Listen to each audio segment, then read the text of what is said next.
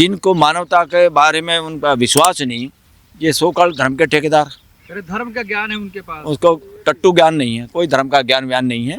ये पाखंडी लोग हैं, ये फ्रॉड लोग हैं, ये मानवता के दुश्मन लोग हैं, ये लोगों को डिवाइड करने वाले लोग हैं। इनके यहाँ जाने वालों को भी उसमें लिख लो, लाल शाही से उनकी कोई रिस्पेक्ट करने की जरूरत नहीं है। अरे आस्था है, आस्था जुड़ी है बागेश्वर धाम नहीं नहीं, कोई आस्था की दास्ता को ढोने की कोई जरूरत नहीं। देश में संविधान है, संविधान के हिसाब से साइंटिफिक टेम्पर बनाना सबकी ड्यूटी है, हर पर्सन का जवाब देना ड्यूटी है। किसी बाबा महात्मा के चरणों में जाने की कोई जरूरत नहीं। जो देश को बांटना चाहते हैं, जो देश को मूर्ख बनाना चाहते हैं, इनसे बचो। ये बीमारी हैं ऐसी, इन बीमारियों से बचो, अपने बच्चों को बचाओ, युवाओं को बचाओ, देश को बचाओ। इनके यहाँ कौन जाता है उस चक्कर में सब वहीं पे मत पहुँच जाओ, अपना पैसा बर्बाद मत करो। मॉल में तो दुकान पे तो माल ही मिल जाता है पैसे दे के, वो घटिया मिल सकता है, कम मिल सकता है, मगर मिलता है कुछ ना कुछ। इस तरह के सो कॉल्ड आस्थाओं के केंद्रों पे जाके तो घर से पैसे जाते हैं और मूर्खता मिलती है, मानसिक गुलामी मिलती है। इन जगह पे ऐसे लोगों से मिलना और जाना बहुत गलत है। ये फ्रॉड लोग हैं और फ्रॉड लोगों के पास जो जाते हैं वो भी अपना कोई फ्रॉड करके अपना कुछ मकसद हासिल करना चाहते हैं। उनको देश से कोई मतलब नहीं है।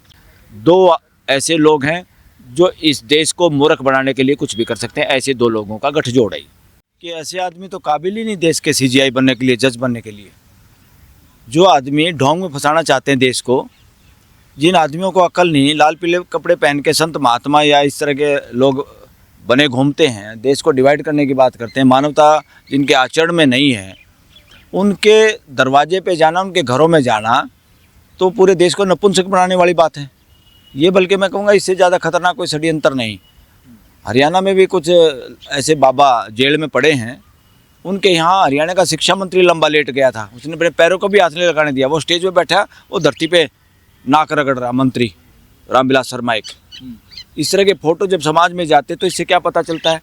ये गठजोड़ है ढोंग तंत्र के बीच में और राजतंत्र के बीच में। डेमोक्रेसी में इसके लिए कोई जगह नहीं, क्योंकि जो आदमी प्रश्नों का जवाब नहीं दे सकते, जो आदमी आस्था करके प्रश्नों से बच के भागना चाहते हैं, वो ना रिलीजन हो सकता, ना वो धर्म हो सकता, ना ऐसे लोग महापुरुष या सो कॉल्ड महात्मा कहलाए जा सकते। ये फ्रॉड लोग हैं और फ्रॉड लोगों के पास जो जाते हैं वो भी अपना कोई फ्रॉड करके अपना कुछ मकसद हासिल करना चाहते हैं। उनको देश से कोई मतलब नहीं है।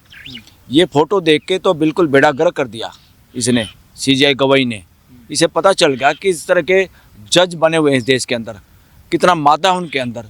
साइंटिफिक टेम्पर की तरफ देश को बढ़ाने की बजाय इस तरह के सो कॉल्ड बाबाओं के चक्कर में देश तो फिर अपने आप ही घुस जाएगा।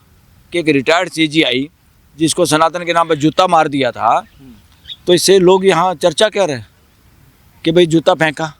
उसके बाद वहीं पे उन्हीं लोगों के जो उसकी पैरवी करने वाले लोग हैं, उन्हीं के दरवाजे पे जाकर पहुँच गया। इससे ज़्यादा खतरनाक तस्वीर देश के लिए कुछ नहीं हो सकती। देश के जितने भी हैं पॉलिटिशियन हैं, पहले गणेश पूजा पे प्राइम मिनिस्टर गया था सीजीआई के घर, और अब ये सीजीआई एक उसके नए बोतडू के यहाँ चला गया। जिनको अकल नहीं, जिनको मानवता के बारे में उनका विश्वास नहीं, ये सो कॉल्ड धर्म के ठेकेदार। अरे धर्म का ज्ञान है उनके पास, उसको टट्टू ज्ञान नहीं है, कोई धर्म का ज्ञान व्यान नहीं है। ये पाखंडी लोग हैं, ये फ्रॉड लोग हैं, ये मानवता के दुश्मन लोग हैं, ये लोगों को डिवाइड करने वाले लोग हैं। इनके यहाँ जाने वालों को भी उसमें लिख लो, लाल शाही से उनकी कोई रिस्पेक्ट करने की जरूरत नहीं है। देश को उनके बारे में सोचने की भी जरूरत नहीं है कि कोई सीजीआई चला गया, कोई प्राइम मिनिस्टर चला गया, कोई नेता चला गया, कोई पूंजीपति चला गया, सो कॉल्ड रिलायंस या कोई दूसरे चले गए। ये लोग जिन जगह पे चक्कर काट रहे हैं, देश को वहाँ चक्कर काटने की जरूरत नहीं है। मजबूरी में भिक्षा मांगना, हमारे भिखारी लोग जो सड़क पे हैं वो इनसे 1000 गुना सच्चे और ईमानदार लोग हैं। उनकी मदद करो, ऐसे ढोंग से बचो। जहाँ पे ये लोग जाते हैं तो अपनी कोई नौकरी का जुगाड़ या कोई फ्यूचर में अपॉइंटमेंट का जुगाड़ या कोई सरकार से और नज़दीकियाँ बढ़ाने का जुगाड़ हो सकता है। इसमें देश का कोई फ़ायदा नहीं। ये गठजोड़ है, ये गंदा गठजोड़ है ढोंगियों के बीच में, और राज और सत्ता 2 नंबर से सत्ता या नौकरियों की मौज लेने वाले या जुगाड़ फिट करने वाले लोगों का ये षड्यंत्र है। इसमें ना तो सीजीआई को कोई सीजीआई के रूप में देखा जाए, ना वो दूसरा लाल पीले कपड़े पहन के जिसके पास वो गया उसको कोई ज्ञानी के तौर पे देखा जाए। दो ऐसे लोग हैं जो इस देश को मूर्ख बनाने के लिए कुछ भी कर सकते हैं। ऐसे दो लोगों का गठजोड़ है। कह रहे आस्था है, आस्था जुड़ी है बागेश्वर धाम नहीं के नहीं, जाने में। कोई आस्था की दास्ता को ढोने की कोई जरूरत नहीं। देश में संविधान है। संविधान के हिसाब से साइंटिफिक टेम्पर बनाना सबकी ड्यूटी है। हर पर्सन का जवाब देना ड्यूटी है।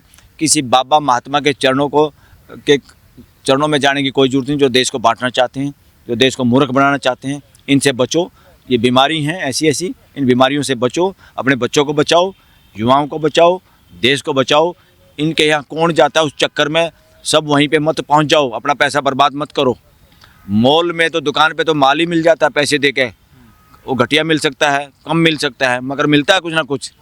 इस तरह के सो कॉल्ड आस्थाओं के केंद्रों पे जाके तो घर से पैसे जाते हैं और मूर्खता मिलती है, मानसिक गुलामी मिलती है। इन जगह पे ऐसे लोगों से मिलना और जाना बहुत गलत है। तो क्या सर वहाँ जाने से न्यायपालिका की साख को चोट पहुंची है? क्या चोट पहुंचेगी ऐसी को जिसको पहले चोट पहुंच रही है? अब साख कौन सी अच्छी है? जुडिशरी की साख कहाँ अच्छी है देश में? देश के लोगों का विश्वास बहुत गिरा है जुडिशरी के प्रति। इसलिए साख तो इंसान बढ़ाते हैं। जुडिशरी की साख ऊपर नीचे, उसमें अच्छे लोग कितने हैं उनकी वजह से बढ़ती है।